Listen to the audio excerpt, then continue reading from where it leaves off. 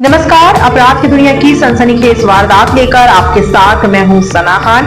आइए देखते हैं आज की क्राइम की ये वारदात। अगर आप हमारे चैनल पर नए हैं तो चैनल को सब्सक्राइब करें, वीडियो को लाइक और शेयर करना ना भूलें ताकि ऐसी आपराधिक घटनाएं हम आप तक पहुंचा सकें। 5 साल से साथ हूँ, बेटी भी है हमारी। मंडप में बच्चा लेकर पहुंची दूल्हे की प्रेमिका, दुल्हन ने तोड़ दी शादी। मामला अजब है लेकिन सच है। उत्तर प्रदेश के जालौन में एक शादी कार्यक्रम में गोद में बच्चा लेकर पहुंची दूल्हे की कथित प्रेमिका ने हंगामा खड़ा कर दिया। इतना तमाशा हुआ कि दुल्हन ने शादी करने से साफ इनकार कर दिया।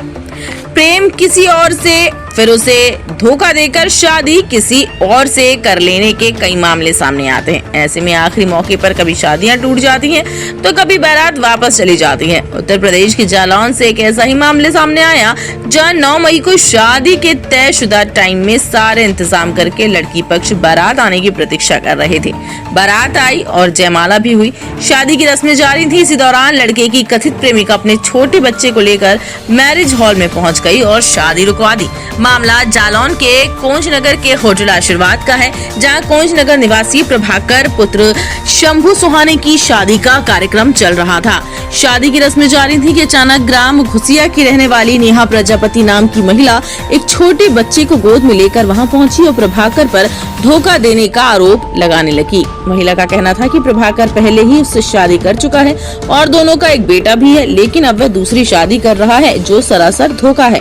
प्रेमिका ने मंडप में तांडव शुरू किया। उसके तांडव से खुशी का माहौल टेंशन में तब्दील हो गया। प्रेमिका की पूरी बात को समझकर लड़की ने शादी से इनकार कर दिया।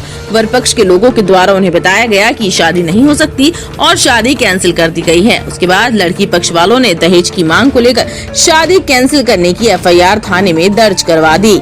मामला पुलिस के पास पहुंचते ही प्रेमिका न्याय पाने के लिए कोतवाली में बैठ गई और बोली कि जब तक उसे न्याय नहीं मिलेगा वह वहां से वापस नहीं जाएगी। कुछ समय बाद प्रेमिका नेहा की हालत बिगड़ गई तो उसे एक निजी अस्पताल में भर्ती करना पड़ा। प्रेमिका ने बताया कि प्रभाकर मुझसे कहकर गया कि वह घाटमपुर बालाजी जा रहा है, लेकिन जब मैंने उसे फोन किया तो फोन बंद था। बाद में मालूम पड़ा कि वह कोंज में शादी रचा रहा है। जब हम शादी के मंडप में पहुंचे तो उसने मुझे पहचानने से इनकार कर दिया, जबकि वह मेरे साथ 5 साल से रह रहा है। उसके साथ मेरी एक बच्ची है जिसके आधार कार्ड पर पिता के रूप में प्रभाकर का नाम लिखा है। वह मुझे धोखा देकर एक दूसरी लड़की की जिंदगी बर्बाद कर रहा है जो मैं होने नहीं दूंगी।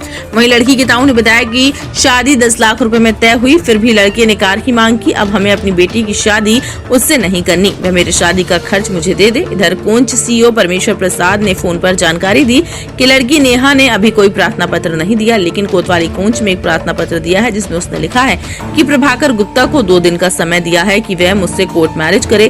यदि वह कोर्ट मैरिज नहीं करता है तो मैं कोतवाली में शिकायत पत्र दूंगी। प्रभाकर गुप्ता मेरे पति हैं। 5 साल पहले उनने मुझसे शादी की थी। 5 साल से हम उनके साथ रह रहे हैं। तो उन्होंने मुझसे कल कहा कि मैं घाटमपुर बालाजी में जा रहा हूँ और तुम प्रसाद खोआ बना लेना, मैं रात में पहुँच जाऊंगा 2 बजे। 8 बजे निकल गए थे, बोले मैं दिन में 1 बजे आ जाऊंगा वापसी। तो 12:30 बजे हमने उन्हें फोन लगाया रात में, तो वो कहने लगे कि अभी हम रास्ते में हैं।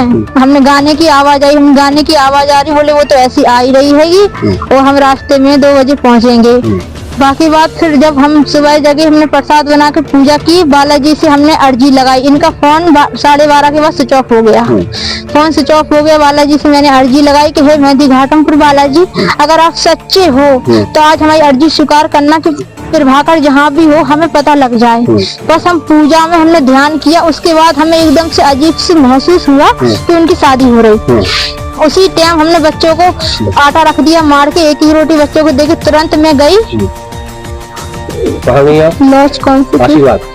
आशीर्वाद लॉज में पहुंची, होटल वहाँ पे टैक्सी से। तो वहाँ पे मैंने देखा एक कमरे में लड़की, एक कमरे में इनके घर वालों से सबसे पूछा तो वो कहने लगे कि हमें पता नहीं कहाँ आएंगे प्रभाकर। तो हमने देखा कि उनसे हमने कहा, उनको पकड़ के हमने कहा तुमने ऐसा क्यों किया हमारे साथ? तो वो हमसे कहने लगे कि हमने कुछ नहीं किया, मतलब तो हमने कुछ नहीं किया, हम तुम्हें नहीं जानते, हम भी तो हमारे पति हो। तो सब लोग कहने लगे तुम पागल हो, यहाँ से चली जाओ, यहाँ से भाग जाओ। तो सब लोग हमें मतलब उनकी दीदी वगैरह ढकेलने लगे,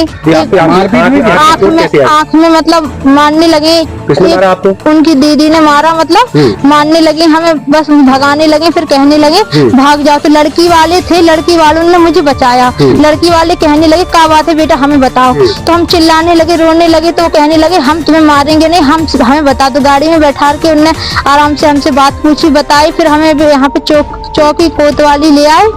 तो यहाँ पर हम सब लोग बैठे हैं, अब उनको हम बुलवा रहे हैं तो वो आ नहीं रहे हैं। बस इतना आप लोगों से निवेदन है कि अभी वो कौन से आपसे संपर्क नहीं हो रहा था, उससे बातचीत हो रही थी, क्या बात? उनसे हमारा संपर्क हो रहा था। वो जी बोल रहे थे कि ये वापस ले लो, तुमने जो एप्लीकेशन दी है वो वापस ले लो। तो हमने जो कहा हम वापस ले लेंगे, आप मुझसे आकर अभी कोर्ट मैरिज शादी कर लो। आज नहीं कर रहा तो अभी हमें घर रख लो। कोर्ट मैरिज नहीं की थी? कोर्ट मैरिज नहीं की थी। लगातार वो आपके साथ इतने दिन से रह रहा है, आपके साथ यौन शोषण भी करता रहा, क्या कुछ नहीं? काली माता के मंदिर से शादी की थी। उनका लड़का भी है एक प्रेम, ऐसा नहीं है कोई जबरदस्ती नहीं। बेटा भी है? उनका बेटा है एक प्रेम, वो 5 साल का। मेडिकल परीक्षण अगर होगा तो उसमें पुष्टि हो जाएगी उनका? हाँ पुष्टि हो जाएगी, उनका लड़का है। दूसरी बात का है वो मतलब जबरदस्ती नहीं, कोई हमसे प्रेम करते थे, वो भी हमसे प्रेम करते थे। तो प्रेम भाव से दोनों रहते। दूसरी शादी क्यों की?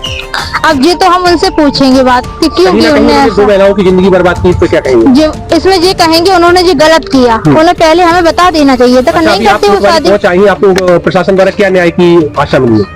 हमें न्याय की आशा जब मिली है कि वो हमें साथ रखेंगे अब।